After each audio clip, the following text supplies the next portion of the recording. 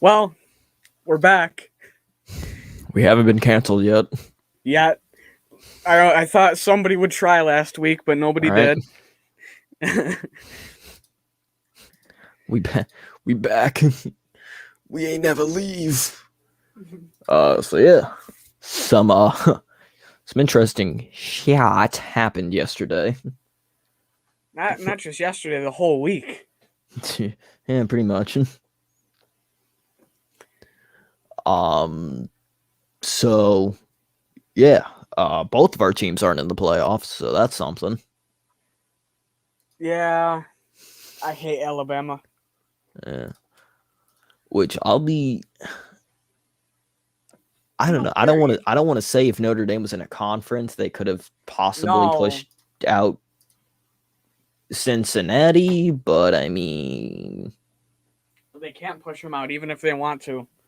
I mean, us playing in, like, for example, the ACC and beating Pittsburgh or Wake Forest would not have made a difference. True. That is a possibility, but yeah, a lot of interesting things happened. Alabama beat Georgia, like I said they would. I'm expecting my money coming very soon. You just think Georgia's gonna win, or you just want everybody to lose? It's an SEC team. No, not true. Besides Florida. Not true. I wanted Georgia to lose, and I said Georgia was gonna lose. So you want Bama to have a streak again and win in the college football playoff? I don't know if Bama will win it all, but I know Georgia ain't gonna win it all. I think they're gonna win it all. Georgia, nah. Not after Bama smacked them around like that. If Georgia faces Bama again, Bama will win again. But Bama just lost Mechie for the season to an ACL. Yeah. They lost him in the second quarter. For the rest of the second half, they still did fine without Mechie. But it's going to change next week, especially with Georgia's game planning. Yeah, face Alabama unless both of them make it to the national championship. All I know is for playoffs we have Alabama 1, Michigan 2, Georgia 3, Cincy 4, which I'm kind of surprised they didn't put Georgia at 4 or Alabama at 2. Just something to make sure there aren't two SEC teams in the national championship. Yeah, but hey, at least we can say that Michigan is going to have a tough game. At least one tough game. Yes. Is it a winnable game? Absolutely. Yeah, but it all depends on how they play against Georgia. I'm not worried about their defense. It's their offense I'm worried about. Yes, but listen, when I say Georgia Dallas Cowboys of college, they'll always choke. They will always choke. That is a guarantee. There is a reason why I said the other day, if you are ever dating a girl, figure out if she's a Georgia football fan. Because if she says yes, she won't be expecting a ring. No, you got to find a Clemson fan for that now, because now they're not looking for very much. Now, yes, but Georgia hasn't been looking, or Georgia's been struggling for years. But so yeah, couple of coaching changes for both of our teams. Why don't we start off with your coaching changes? Brian Kelly did to us what he did to LSU, or not LSU, did to Cincinnati, and is now in LSU. He adopted a fake accent for about a day, a day, and which must say, the worst fake Southern accent. As a Southerner myself, that is the worst fake Southern accent that I've ever heard. That's the worst one I've heard too. But he's now in LSU. Continue. Yes. But all the coaches and players just gave him the bird and have stayed. Marcus Freeman got bumped up. And so far, we've only had one thing happen, and that's a decommit from a Florida defensive back, which wasn't surprising. And I will take it. Yeah, you just want another 4-star defensive back from Florida. I know. Yeah, I know. Defense. Your defense is hurting right now. I know. I just want defense, my guy. So what's going on with Florida? But yeah, I was about to say, do you think they'll keep Marcus Freeman as a coach, or you think they're gonna bring in somebody? He's already got the head coaching job, so he's staying. Oh, did he really? Yeah, Oh, I didn't they know that gave part. him that job. Oh, So now they're looking for his replacement after the bowl game. I did not know. I didn't know that he was. I just thought he was the interim, and then there was a possibility he'd get promoted. So what AD Jack Swarbrick said was he wasn't going to name an interim off the face, and then was just like, this is probably your head coach Marcus Freeman, and now he is. So there's Okay. that. But the press conference for the bowl game was today, and Marcus wasn't in there. It was offensive coordinator Tommy Rees, which slightly worried me, but it is what it is. Got it. Yeah, because I don't. It still hasn't been announced why Kelly left, is it, or is it just money? Nobody's really said why he left. All I know is he's getting paid anywhere from LSU to 10. threw about $93 million at that man. They threw $95 million at him. I thought 95 was at Lincoln, 93 was at Kelly. 95 was at Kelly. I don't know how much it is, or if that's it with or without incentives, because I know he's got incentives in there too. Because originally it was said, he's getting $100 million or 100 plus. So I think that's without incentives. I was about to say he probably could have just left for the money. That literally could be the only reason why. It probably is. He's 60 and he's getting up there in age, and maybe he just wanted some of that gumbo shrimp. I don't know. I think this is as far as he could have carried Notre Dame. I think he said it's time for a change of scenery and to see what the next guy can do. Yeah, I think Notre Dame was even ready for a change of scenery, because I mean, you look at when Riley left Oklahoma, all those decommits, all those transfers, and you said only one guy decommitted? Yep, one. Yeah, and whoever leaked Brian Kelly's goodbye speech, somebody give that man something. Give that man a medal. Give him something. Because after watching that just was disgusting. Yeah, I mean, how it came out, he was at a recruit's house. He was at a high-ranking receivers recruits, one of 2 4-stars. It was Merriweather, I want to say. And it was in the middle of the house visit, because he went out, he left the house for a little while on the phone for like 15 minutes, came back in, continued like nothing, and you had assistants with him. And then when they left, the recruit's dad checked his phone and said, wait, Brian Kelly's not at Notre Dame anymore. And that's when everyone realized he's not there anymore. And then there was the Brian Kelly text to everybody at like 9:30 at night that was just, hey, meet at the Goog, which is the athletic facilities. He just said, meet there. We'll talk then. I didn't plan for it to come out now, which in a way he didn't. And then he went in there, talked for 11 minutes, was in there for 11 minutes and then left. He basically just spoke and didn't let the players really say anything or anybody else. The players were in there for 12 more minutes. That's the thing. So I think when it comes down to it, coaches and players felt smited, and I think it showed that recruits aren't only there for the coaches. Yeah, absolutely. And we even saw with some of them, some of the recruits for Florida, when Dan Mullen decommitted, they're committed. That right there, that's your best recruit ever. I don't care what star it is. It could be a 2-star. I'm committed to the school. If a 5-star is like, I'm committed to this coach. If a 2-star is like, I'm committed to the school. The 2-star is going to be my favorite. Yeah, because the 2-star is going to give you more push. Yeah. Especially if something goes awry and the coach leaves. Exactly, yeah.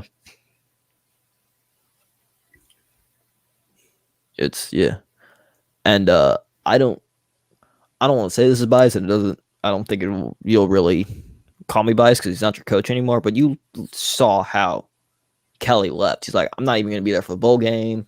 Playoffs were still in talks for Notre Dame. He just up and dipped, went to LSU.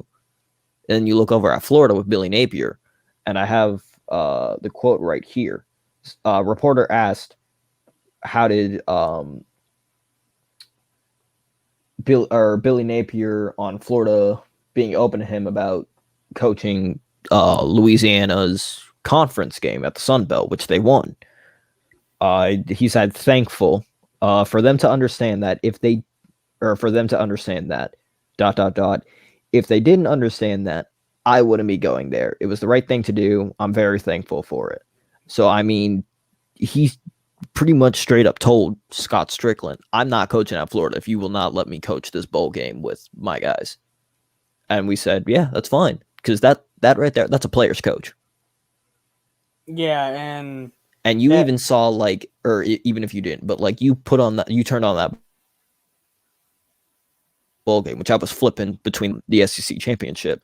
You got fans with like banners, all that. Thank you, Billy, all that stuff. Blah blah blah blah blah. The announcers kept talking about it. Billy got a little bit emotional after. And then early in the morning, he was in Gainesville today and had a press conference at his introductory conference at 4:30. But yeah, we gave him the ability to or not ability. He said, I'm coaching the bowl game, and we said, go right on ahead. And then you got guys like Chip Kelly or not Chip Kelly, what the fuck? Brian Kelly and Lincoln Riley, who are just like, deuces, I'm out. See ya, bye-bye. Yeah, and it sucks, but Brian Kelly kind of did the same thing to Cincinnati when he left in 2009, 2010. And at this point, I'm not surprised. I forgot he was on Cincinnati until you said that. Yeah, he was with.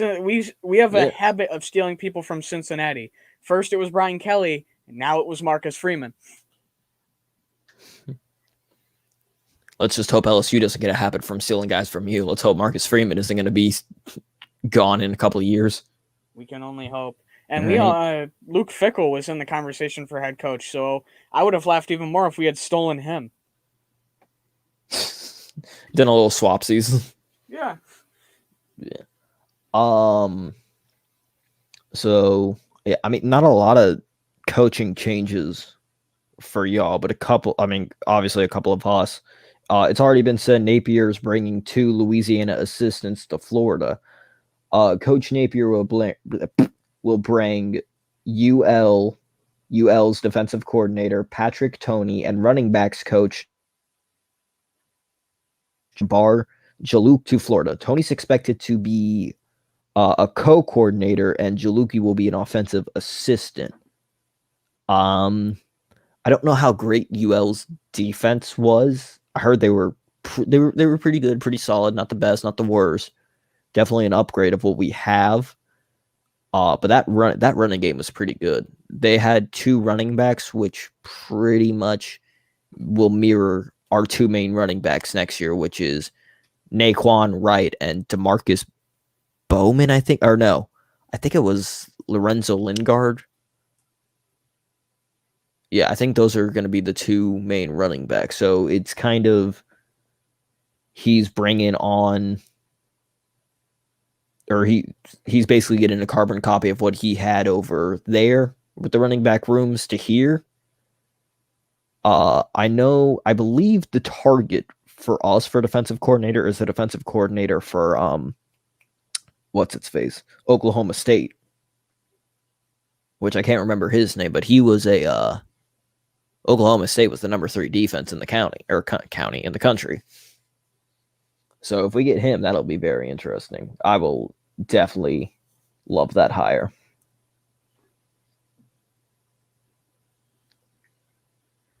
Yeah, and that'll be interesting to see what happens with bringing in some coaches if need be, because with a swapping of guys at Florida, it'll definitely make an impact. Mm-hmm. I mean, Notre Dame's just lucky that we're keeping a lot of the same guys in the same places. Yeah.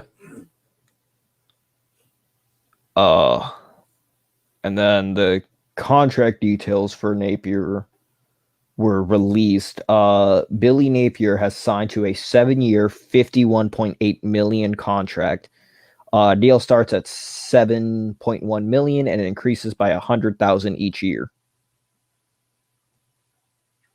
So those are the contract details, which I don't think it's that bad, especially looking at all the money thrown at Brian Kelly and Lincoln Riley. Yeah, that's not bad.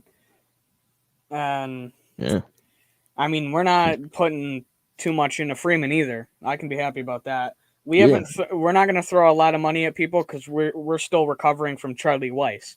I mean, we're still scared of doing that again. Yeah, which is it's definitely interesting that LSU threw all that money, especially after the buyout for Coach O. Yeah, well, they were trying to throw a good. They got desperate. They were trying to throw a lot of money at Freeman too. They were going to try to make him the highest paid defensive coordinator in college football right now. And I remember talking to somebody the day of that it got announced that they were trying to pay him that much. I said, it's Marcus Freeman. You really think he's going to pass up an opportunity if he gets an opportunity for head coach, that he'll leave for money instead of staying with the guys he's worked with over the year? And look what he did. He chose the head coaching job. Yeah.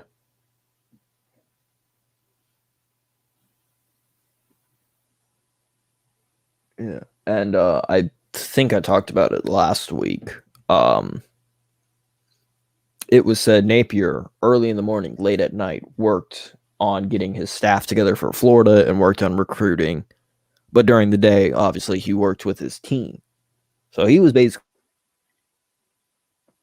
in 2 jobs. He was like, I'm going to with Louisiana, but I'm going to go ahead and start working for Florida. So the dude definitely has put in a lot of work. Probably hasn't gotten a lot of sleep, but some highlights of Napier's introductory press conference is what he plans to do for. Somebody asked what he plans to do for Florida football. He said, I want to be the best football team in the SEC. We're going to build the best football team in the SEC. We're going to build the best football program in the SEC. We must have a champion approach and have elite toughness here. We will want to be a team the other team dreads to play. When asked about the identity of the team, our trademark will be our physicality. We will be in great condition. We will be disciplined, and we will eliminate careless plays. We will be unique. Napier says they will put a huge emphasis on recruiting the state of Florida. They will work tirelessly in recruiting, which he's already done. Napier says the football season will be broken up into 8 phases to create urgency with objectives in each phase, and recruiting alone has 6 by itself. I mean, that how can you just not love that coach right there? Yeah, that and the national signing day, the early signing day starts, the 15th? And soon, yeah. Yeah, I think it's the 15th. So you got to start getting guys locked down now if you can. Yeah. I mean, I know Notre Dame's trying to do that with a couple receivers and linebackers in the 2022 class. And there's no doubt that every school is trying to do that right now, just lock down their guys. Yeah, and I mean, we've even have some, like I said, we had the number 1 wide receiver in Florida commit to us. We had 4-star defensive tackle commit to us. So we've already had a couple of guys committing straight to the school, but they also kind of knew Billy Napier was going to be the coach because everybody and their mother knew that. But yeah, his expectations for Florida, well, we have here, trust me, no one has a higher expectations than myself. We will do this with a very specific, detailed structure plan, and we will execute it phase by phase. When all is said and done, we're going to put together a truly elite group of people that will impact the players. Oh, that's him talking about his staff. I didn't see that. Napier will call plays for the offense. Oh man. Napier will call plays for the offense, says it gives them an advantage. He will also coach QB set aside. UF will have 2 offensive line coaches and will put a premium on the line of scrimmage. O-line, D-line, edge. Napier says you're getting in the game, and there's like 3 minutes left in the fourth quarter. in regards to the December 15th early signing, he says the Gators might only sign a few guys, which I think everybody, we expect that, especially with it being right around the corner and we just got him. Okay. He says the most important thing is to bring in the right people on the coaching staff, but expects the February signing today to be a lot busier, which, I mean, yeah, that's good. If we can't sign 25 good players at the University of Florida, then you're going to be looking for a new coach. I mean, right off the bat, he's set a high expectation bar right there with that quote. Yeah. And then Napier says they will hire people in evaluating recruits. He says they can't be consumed with the stars. So, I mean, he definitely put in the emphasis of recruiting. This is a guy who, unlike his predecessor in Dan Mullen, which still have a lot of respect for that guy, but unlike his predecessor in Dan Mullen, didn't say recruiting starts later. Recruiting starts now, and it always starts now. Because you even saw Dave Aranda. He hopped on a plane to go visit recruits today. Instead of sitting around with his team looking for the bowl game, or what, he told him, go home, or spend time, do what you need to do. You. We'll be back on practice. And then he went to go work. He went to go look at recruits. Yeah, and Notre Dame, I mean, we've been fortunate with bringing in Freeman. And right now, a lot of our guys have just been around quelling the fire of people and quieting down the worry with the coaching swap. And a lot of these guys, they're either committed to Freeman or they're committed to the university or the assistant coaches, which is nice. Because Brian Kelly was just the extra push to get guys to come in. He was never the out and recruiting type. He's not going to be at LSU either. At LSU, he's going to set up a system where he's really not going to have to recruit. His assistants and coaches are. So the recruiting system here is going to change a little bit. I'm expecting, yeah. I'm expecting what's his face? Billy Napier to recruit better in the state of Louisiana than Brian Kelly will. Yeah, and because I mean that quote about him sending the Army, he's gonna spread them out. I don't want to say treat this like with NFL scouts, but I mean probably, yeah. He's just gonna send them out, spread them everywhere. I could see a bunch of, because even you see some teams, they have defensive analysis, or they'll have a really weird title, which basically you're like, what does that even mean? It'll passing game coordinator, or like I said, defensive analysis, or there's just been a bunch of random titles that somewhat have, well, not somewhat, obviously they have a specific role, but okay. Where the fuck was I going with this? Right. They'll have random specific roles, but their main thing's going to be help recruiting. So I mean, I'm excited about this hire. I definitely want to see what some of its staffs are, and kind of just want to see a couple of the early signings for December that I don't think will make much of a splash there, which I think we all kind of expected with how soon it is and how, or what the circumstances are, this new coach and all that, blah blah blah blah blah. But yeah, I don't know. I'm really excited about this. Really excited about this hire. Yeah, and when it comes to early signing day, I mean, I'm really excited too, and I mean, there's certain guys that I expect to sign, like Tyson Ford, a defensive back who was the first person that Marcus Freeman called when he came into Notre Dame. And there's certain guys that have been committed for a while, like a Jalen Sneed, the 5-star linebacker out of South Carolina. He's been committed for months, and he should commit. So there's certain guys that you expect to kind of commit, and others that it's like, well, we're hoping. So this is definitely going to be a Yeah. period to watch for both teams, for kind of how are the recruits feeling. Oh, yeah, absolutely. Yeah, it's definitely going to be exciting for both sides. And God, I just can't stress enough how excited I am to see what staff he brings, especially if his especially if it's true that he's trying to bring the Oklahoma State defensive coordinator to be our defensive coordinator. Oh, hell yeah. Because even though they lost yesterday, they still had such a great defense. I mean, they were number 5 for a reason. That offense was not that good, but they were definitely number 5 for a reason. Yeah. And I do I don't like, not that I don't like, Napier saying calling plays kind of worries me a little bit, but he will have an analyst on his side for QBs. So I don't know if that'll also be that he'll have, or he'll have if he's coaching QBs, that's great.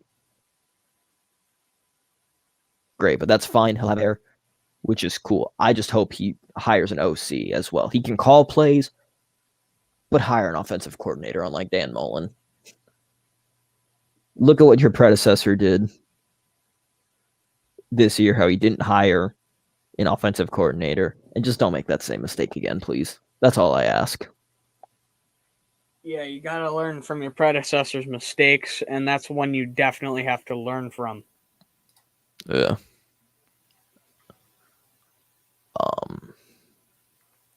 Yeah. So I completely forgot until last night that the 2020 schedules for both teams have already been released. 2022, you mean? Yes, 2022. Yeah. Completely. It's I don't know how I feel about ours right now.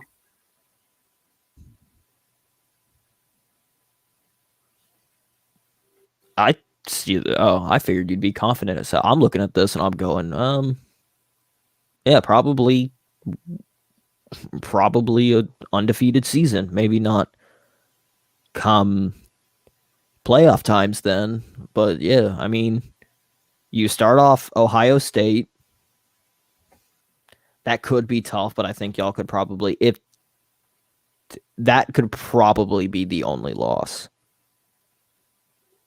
that I can see, because everything else is Marshall, Cal, BYU, Stanford, UNLV Rebels, whoever the hell that is, Clemson, Navy, and then USC, and Boston College and Syracuse. I mean, yeah, the Clemson game worries me a little bit. USC is always a slightly worrisome game. Boston College is Boston College. BYU is a neutral site in Vegas. North Carolina, all it takes is a couple pieces in Ohio State. Those games all carry at least a slight sense of worry.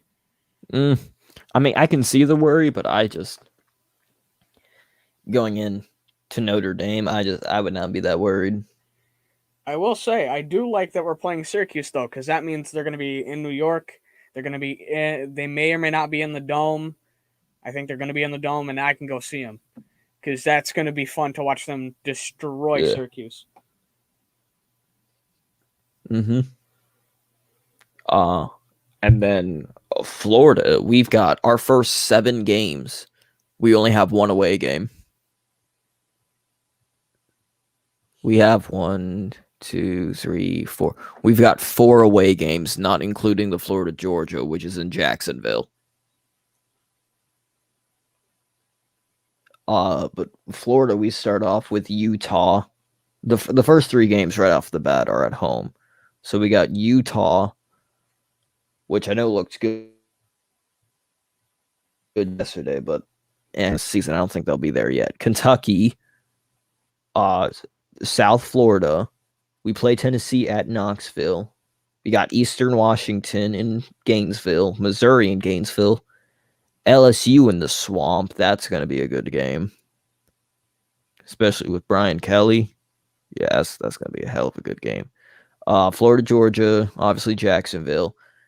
A&M at College Station. A&M could be tricky. South Carolina at Gainesville. Vanderbilt at Vanderbilt. Whatever. That's a cakewalk. And then Florida State at Florida State, which is also a cakewalk. So, and then the SEC championship if we make it there. Yeah, I mean, Florida in 2022, they got a pretty decently easy schedule. It's just going to be up to what the team's going to be by then. Yeah, I mean, the big games are Kentucky, who looked very good this year. Tennessee could be a slightly tough game. Georgia, that's always a tough game, and maybe A&M. So yeah, you guys have a nice schedule. Yeah, but I mean, yes, we do have a nice schedule, but also I don't want to say I'm not worried because I don't know who my coaches are. I don't know who my recruits are, but I don't know, man. Billy Napier and working with AR-15. I feel that's going to be a sight to see. I am very excited for next year for AR-15. Yeah, you get to watch a real quarterback play. I know. It's going to be so exciting. So bowl games. Notre Dame, I believe you're in what, the Rose Bowl? We are in the Fiesta Bowl. We have Oklahoma State. Oh, I thought you were facing Ohio State. No, I thought we were too originally, but we're not. Yeah, I thought when it showed 5 and 6, the way that they had it designed, it looked like 5 and 6 were going to face off in the Rose.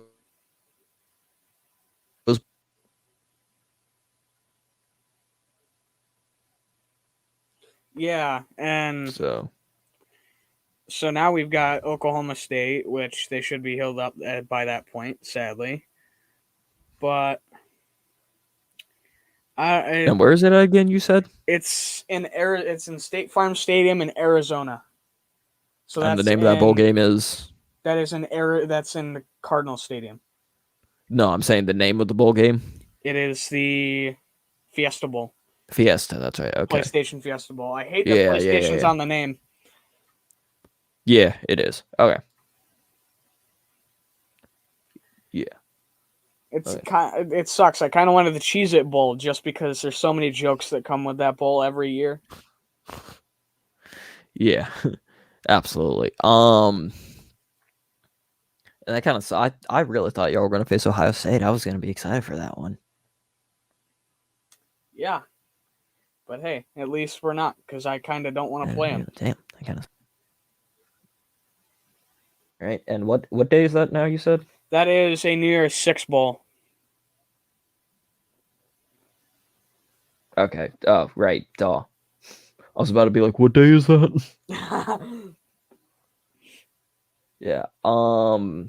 So Florida's got the Gasparilla Bowl, where we will take on UCF December 23rd. Yeah, that should be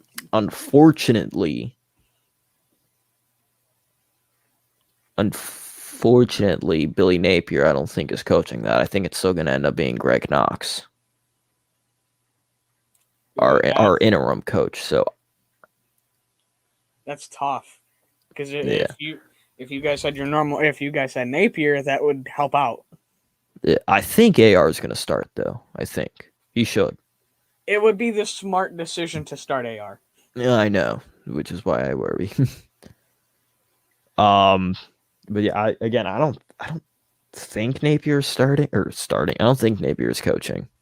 I'm pretty sure they said Greg Knox, which I mean it's gonna be fine. I got to still get him work on the staff, see what he's got.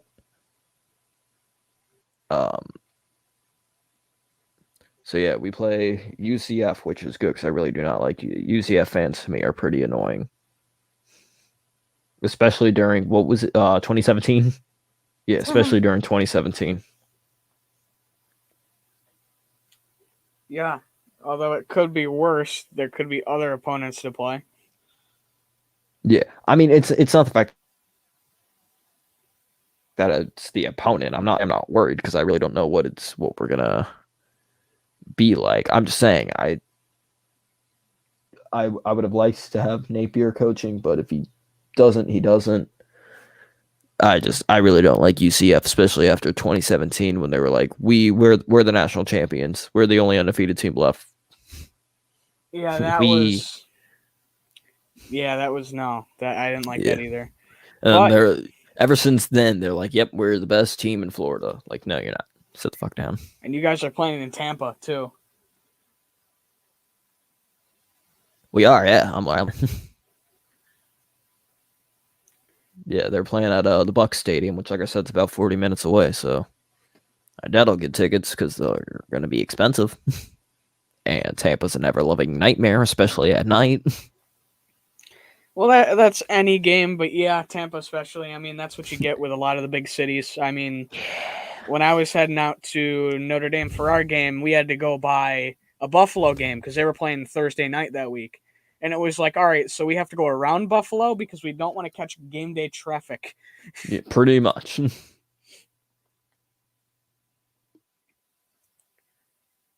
Looking through, yeah, there's only one game in New York. Wow. Huh. Oh, damn. That's in New York City.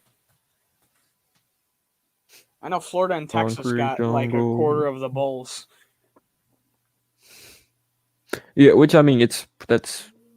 I don't want to say that's what always happens, but I mean, yeah, Florida's got a couple of bowls. Texas does too. The Yeah. whole state's got a decent amount. Mm-hmm. Idaho's got like one because they always have the Idaho Potato Bowl, which.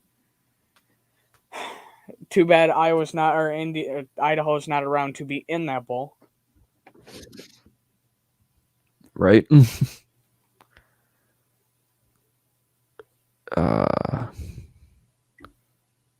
Gasparilla Bowl, Miami. I'm just looking at the bowl games at this point now. I've got them all pulled up. Yeah, me too. Oh, Miami's only 6-6. Cool. Oh, never mind. UCF is 8-4. I was gonna say, cool. If we win, then we're the best team in Florida. Which I mean, if we beat UCF, we will be, especially if Miami loses. I mean, we already are. I don't care what our record says. Yeah, we'll literally face any team in Florida and kick your ass. It's like not Texas. It's like A&M over in Texas. Right now, they could destroy anybody over there. Right. It's like we can beat Texas, we can beat Texas Tech, and then the 8 other smaller schools too. Yeah.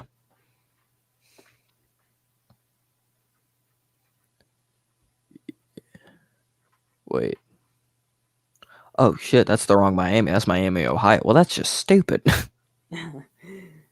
I will say this: Missouri Army and the Armed Forces Bowl is going to be an interesting game. Yeah. Okay, Miami and Florida is 7-5. Never mind. You got still competition. It's Miami, Ohio. What the fuck? Miami's got competition. Apparently, they're going to be replacing Ohio.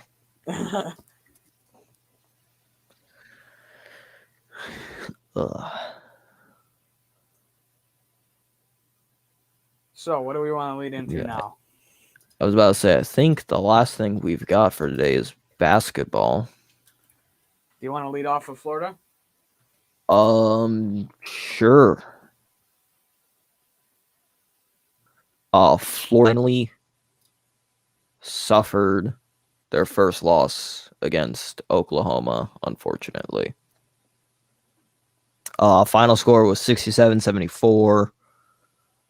Just it was a pretty sloppy game. It wasn't the best game. We're still ranked 14.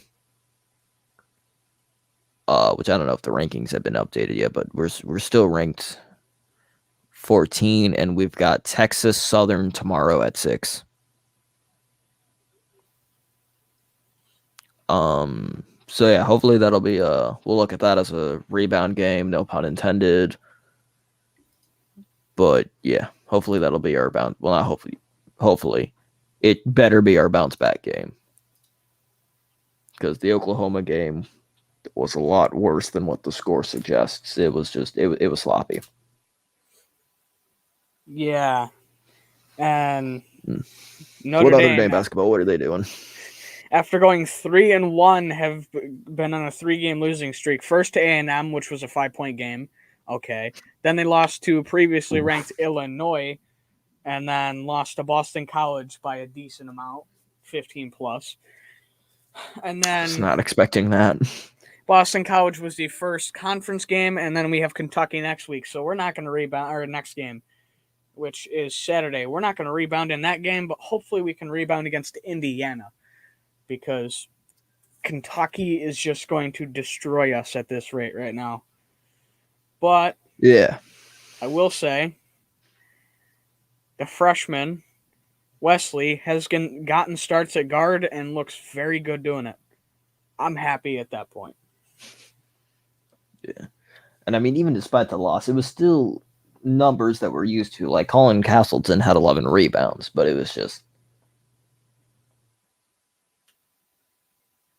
I don't know, it was just a lot of sloppy passing and not a lot of rebounds. It was just pointless, stupid mistakes. Yeah, those will get you taken down any day. If you it was mistakes that shouldn't have been made. Yeah, you got to be able to win the boards, and you got to be able to move the ball. That's two big components. If you can't do that, you're not winning a game. Yeah. Yeah. Yeah. Yeah, like I said, y'all play. Yeah, we got Kentucky tomorrow. I'm not tomorrow, Saturday. I'm not looking forward to that. Oh, Saturday. Oh, okay. We've got a nice little break. Never mind. I thought you were saying tomorrow. We've got a nice little break, and I'm not complaining. Yeah, I wouldn't be either. It definitely is. College basketball is weird, because there will be times I'm like, what are we playing? We haven't played in a week. Yeah, that's what Notre Dame's done, because it's been a week since we played. Because they had 2 close games in their first 2. They were off by 3, and then it was about a week.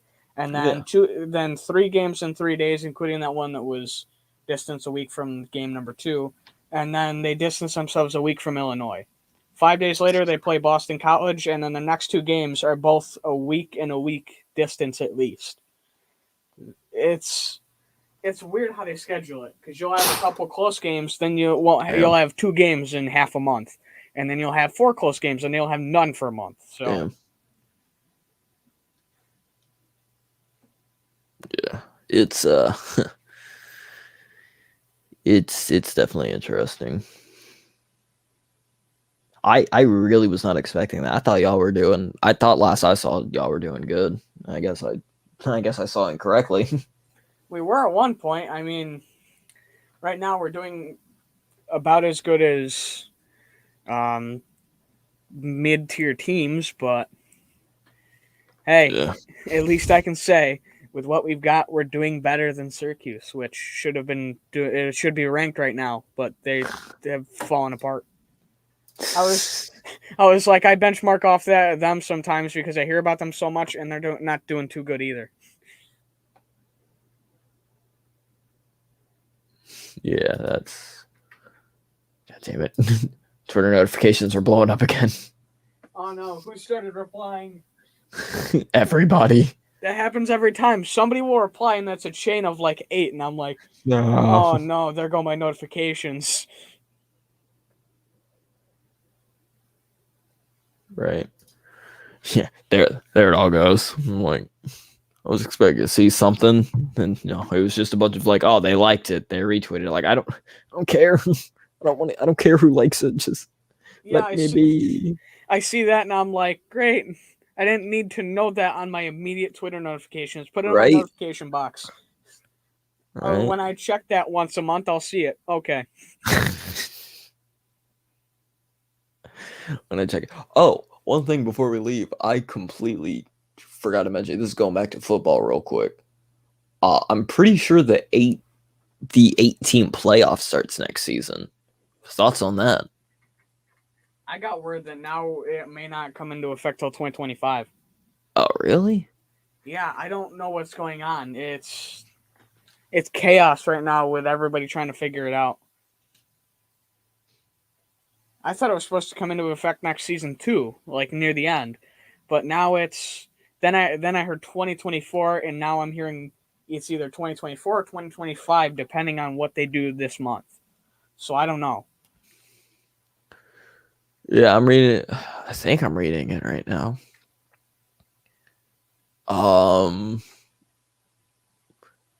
I guess they're still working to see if it'll be 8 or 12, so possible. Never mind. So then possibly 24 or 26.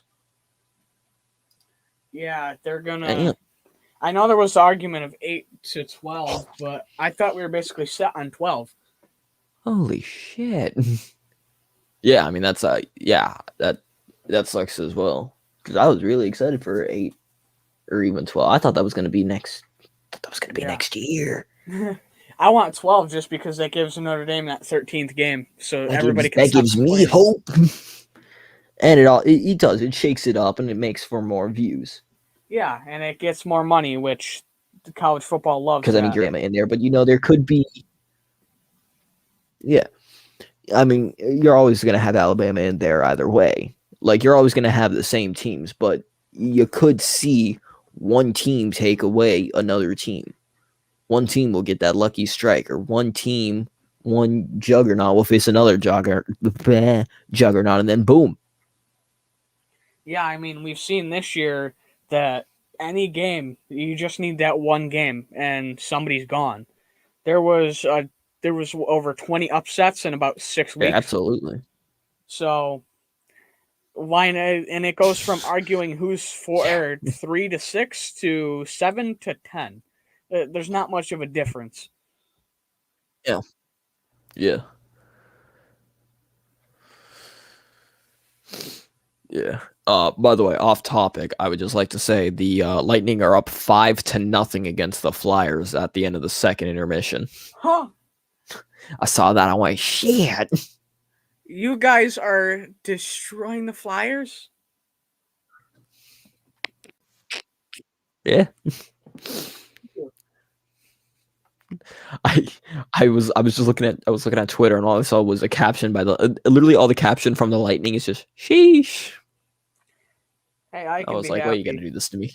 I can be happy. The Flyers are losing 5-0, and the Rangers are on a streak. All right, at the end of the second, I saw that. I'm like, damn. I was like, that's impressive. I'm just glad my other friend, who's a Tampa fan's not over here right now, or else I'd have to hear it from him too that they're up 5-0. Yeah. Oh man, it's definitely fun being a Tampa Bay Lightning fan. Yeah, because even if we don't win it for the third year in the row, we're gonna be in the playoffs anyways. We're pretty much going to end up being in the playoffs anyways. Yeah, it could be worse. You could be a Kraken fan and have to wait like 8 years before they even make a playoff. I would just let's say the Krakens are seeing the crack house. I was banging the table for them to name that the crack house and then name their fans the crackhead, and they didn't. Man, they should have hired me. I'd have brought in the marketing. They gave it the dumbest name you could have given a stadium or arena or anything. Was it Climate Change Arena? I don't know. It's just not the crack house. That's all that matters.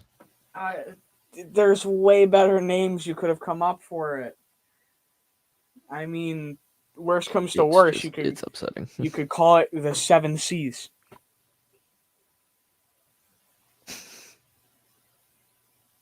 Yeah, it is. It was upsetting. Yeah, they definitely picked the wrong name. It doesn't help that they took Yanni Gordon, the fact that they suck. Oh yeah, they got Yanni. I was so depressed. I knew it was going to happen, but I was depressed. Every time we see him on the ice, we always yell Yanni. I don't know why. We just do. It's a thing now. Mm. I'm surprised they didn't take the from I can't remember his name, from the Canadians, Montreal. Yeah, I thought that there's certain guys that I was like, his name. There's certain guys that go, yeah, they'll probably take this guy from here and this guy from there that they didn't take. And I'm like, what? Yeah. At least from the Rangers, they didn't take anybody big. Mm.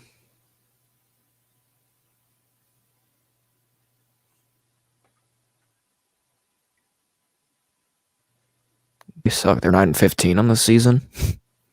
Damn. I didn't realize that till just now. Could be worse, though. Could be the Blackhawks. Yeah. No, it could be. No. Oh, wait, no. Oh, no. I said the Blackhawks. I'm going to get canceled now. We're done. End the stream now before... End it while we still have monetization. It could be worse. It could be the Bruins. Who we also beat last night. Thank you. Anytime the Bruins lose is a win for America. I will say I was sweating because it went into overtime, and again, it just there's been a couple of games where it's like, why are we in overtime? We should not be here. We should have already sealed the game away, but we sealed those games away, and we're good. Yeah, I'd be happy with overtime win instead of a straight out destructive loss. Yeah. Much like what the Flyers are, or much like what is happening to the Flyers right now. Yeah, they're getting beat up, and then their teeth are getting handed to them on a silver platter. Yeah.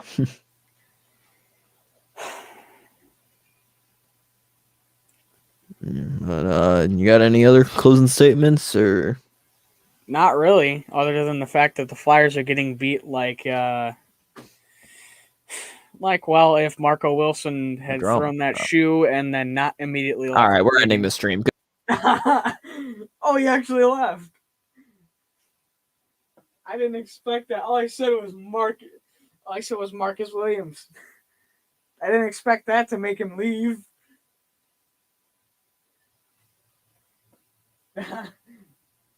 That's all it took. I hate that motherfucker. Hey, I hate Brian Kelly, so we're even. Are we? Hey, we paid Charlie Weiss on a 10-year contract. Your mistake costed you a playoff spot in a good year. Our mistake cost us 5 years. It was just. It was that entire dude. All right. All right, so I guess we're done now after that. We're gonna end it there. It's been a crazy week, especially with all the decommits from Oklahoma and some of them going to USC. Yeah. The rivalry. Anybody who's a rival with USC is going to be fighting again. So. Yeah, pretty much. It's gonna be interesting for USC. It'll be interesting for both our teams too. But yeah. He's Papa Sora. I'm Jordy Fighter. We'll see you guys next week. And hopefully Florida finds their coaches and we actually get guys to get close to signing. Yeah, I was about to say, hopefully we'll get coaches and some recruits for both teams. Hopefully some recruits come, and then hopefully Florida's coaching staff will be put together. Yeah. But anyways, we'll see you next week. And we'll have a double channel live next week. Peace. We hope. We hope.